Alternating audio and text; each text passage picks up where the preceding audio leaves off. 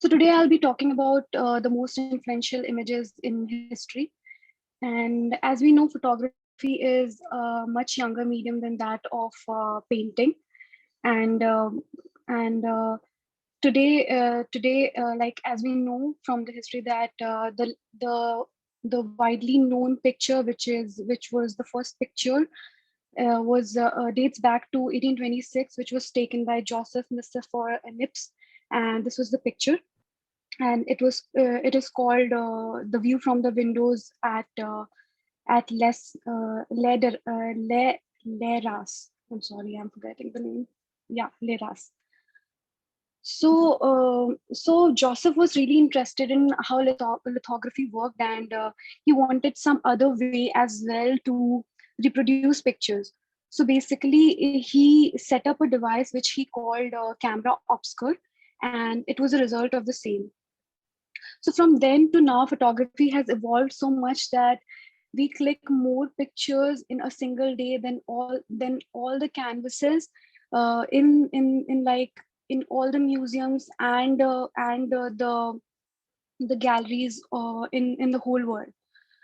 So how I have picked a few pictures, influential pictures, which are like my way of filtering it was either it is like first of its kind, or it has shaped how how people used to think or how we think.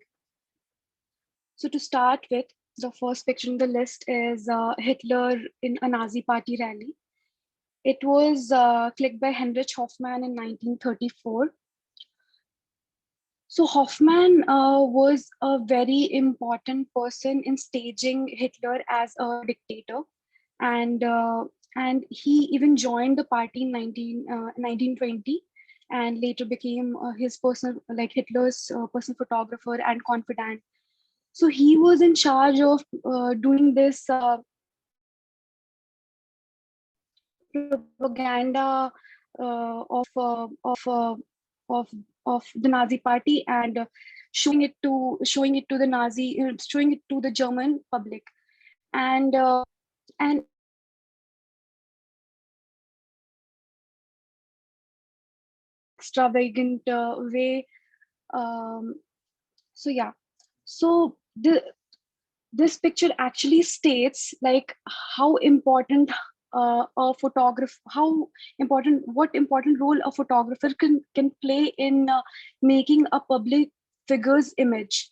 Basically, the this picture shows how powerful photographers can be in shaping someone, that we see examples of the same in like current scenarios as well. Moving on, the second picture is Tankman. So the story behind this picture is that there was this Tiananmen protest going on in China, which started in 15th April 1989, and so basically that protest was violently suppressed by the Chinese government in the month of June around 5th, to basically capture the whole scenery and to report. Jeff Winner was sent to China by Associate Press. So he took many pictures of bloody people and bus which were broken, and bicycles. So suddenly he saw this column of tanks coming in the path, and he he suddenly saw this man with two grocery bags standing in front of it and waving his hands and refusing to move. But later he was of course removed from the way of the tanks. But this scenery, the singular form of resistance of a man was captured by Jeff Widner. So this basically shows the contrast in power between a resilient man and a powerful government. Moving on to the next. So this picture is called Dali Atomicus, and it was taken by photographed by Philip Halsman in 1948. Philip Halsman, as a photographer, was someone who would collaborate with his subjects, which was not very common at that point of time. and he was the one who actually inspired further photographers to collaborate with their subject. And either he's picture photographing Dali or Albert Einstein, you will see the essence of his subject in the picture. So talking about this picture, basically how it came to life was that Dali had this exhibition in New York, in which he was going to exhibit this painting, Leda Atomicus. And so when he showed the painting to Haussmann, he was like, "Why everything is levitating in this painting?" So he said, I am an artist of atomic age, and I paint atomica." So basically, by atomica, he meant that he wants to paint things which are suspended. So from there, they got this idea of making Dali Atomica and Dali Atomicus, sorry. And so here, whatever we see is a little bit suspended.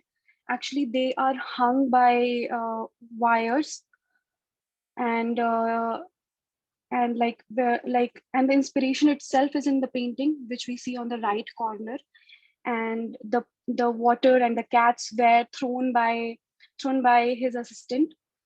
uh, uh, and The canvas we see here was actually vacant when this picture was taken. Dali actually later painted it on the print, which makes it further interesting. So this picture especially can be called as a splendid product of what can be termed as one of the greatest collaborations in the history of modern art. Moving on. So this picture is called Dovium with the Elephants. It was it was taken by Richard Avedon in 1955. So basically, when Richard was photographing Dovium with the Elephants for Harper Bazaar, they both were really prominent figures in their own fraternities. And what we see here is the contrast between the model and the background, which was not really common at that point of time, because usually photographers were photographing models in the studios and in a plain background and in a setup. But this was the thing which Richard blurred, and he blurred the difference of commercial fashion photography and art. So he inspired his so yeah, he inspired later photographers to to collaborate and to mix the background and the character they are shooting. Basically, till then the models were also really seen as just mannequins on which the clothes were getting all the attention. But Richard was the one who did it for the first time. So as I said before, it helped in blurring the line between commercial fashion photography and art. Moving on, we all must have seen this picture. So this picture is called Gandhiji with the spinning thread. It was taken by Margaret Brooke White in 1946. She was the first female war photojournalist, and she had captured our leaders like Bhimrao Ambedkar as well. And so Gandhiji, as we know, when he was in Yarwada jail, he spun his first thread and he made his own spun cloth. And later on, he asked his countrymen to do the same and be a part of civil disobedience movement. And so when Margaret came to photograph him for a article on Life magazine of about leaders in India. So this was the picture she captured with because Gandhiji was associated with charkha, so she decided to click his picture with the charkha in the foreground. So this picture later on was published in Life not in 1946, but in 1948 after Gandhiji's assassination, as a tribute to him.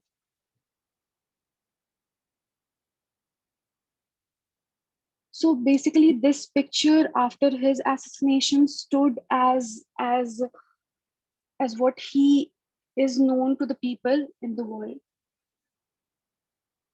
how he's known. Moving on. So this picture is called the Pillars of Creation, and it was taken by Hubble telescope in 1995.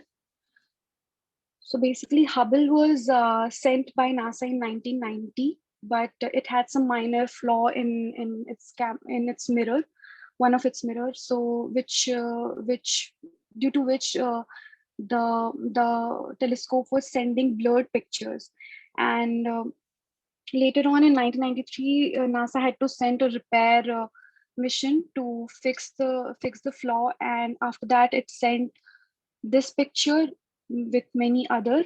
This picture was sent on 1st April 1995, and basically these are pillars of interstellar dust and gases, which are in process of creating new stars, and that is from where the name is derived, pillars of creation.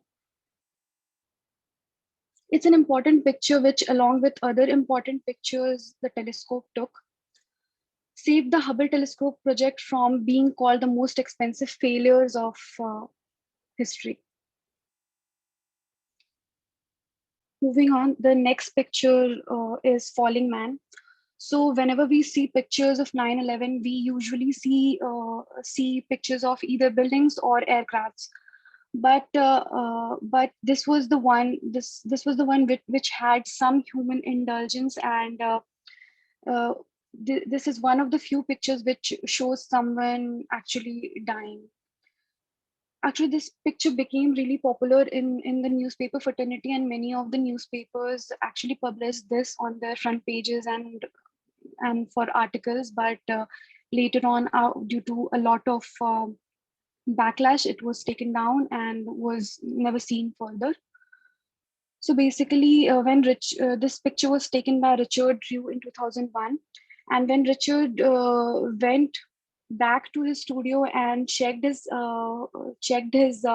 computer, then he came to know that he has taken this shot, which looks like an arrow dissecting or bisecting the building. The falling man helps us see the other side of the attack apart from the planes and the buildings. This was a moment which captures the helplessness of the situation, a seemingly tiny man in front of a huge building who had run out of options. So the next picture in the list is North Korea. This picture was taken by David Guttenfelder in 2013, and so basically, David was a photographer in Associate Press, and he was the chief photographer in the region of Asia. And when Associate Press became an international organization in the news fraternity, then it opened one of its offices in North Korea, due to which David used to travel there now and then. So in 2013, what happened was that North Korea started 3G for the tourist people, and suddenly David got this power of sharing what he was seeing with the world. Then he posted this picture on his widely followed Instagram and captioned it, "The window into North Korea has opened another crack." So basically, he had taken a lot many pictures, which I have not kept here. But it was really interesting to see a closed society, which was like closed society for like 60 years, and suddenly you get a glimpse of it. So technology had helped him do that, and he even inspired other people who went there, other tourists who went there to do the same. The set of images taken by David served as a window into seemingly unknown world of North Korea, different than what the dictator wanted the world to see. So to conclude, I would say that since the invention of camera, human history has taken a lot of turns, and photographs photographs have played an important role because they take a moment and freeze it, and then we can see it later on. So when you look at an old photograph, you're actually looking at that moment frozen in history. It serves as a milestone for the future generation, helps them understand what the world was back then, and helps them get a perspective of where they are standing socially. So that's about it. Thank you. If anyone wants to add something, and